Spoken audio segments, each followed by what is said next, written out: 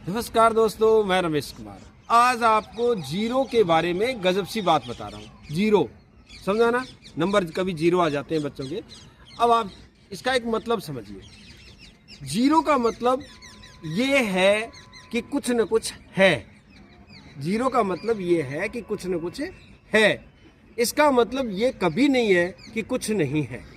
अब ये मतलब समझिए कैसे, कि मान लो आपके घर में माँ ने सब्जी बनाई। अब सब्जी में उन्होंने पूछा कि कितने नंबर दोगे।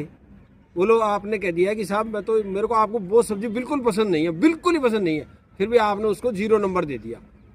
इसका मतलब ये नहीं है कि कुछ नहीं है, कुछ न कुछ है।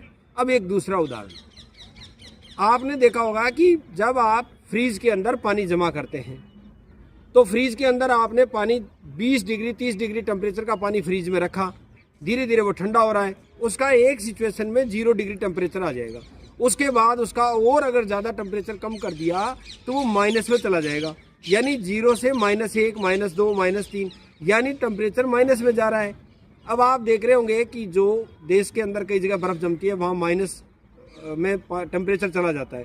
तो अब आप समझ गए होंगे कि जीरो का मतलब ये कभी नहीं है कि कुछ नहीं है। इसका मतलब जीरो का मतलब कुछ न कुछ है। मान लो मेरे हाथ में अब ये देखिए कि जीरो है, मान लो कुछ भी चीज़ नहीं है, लेकिन कुछ न कुछ तो है। अब आप महसूस कर रहे होंगे ना कि कुछ न कुछ तो है। तो ये एक जीरो की अवधारणा को समझने का एक सामान्य सा तरीका है।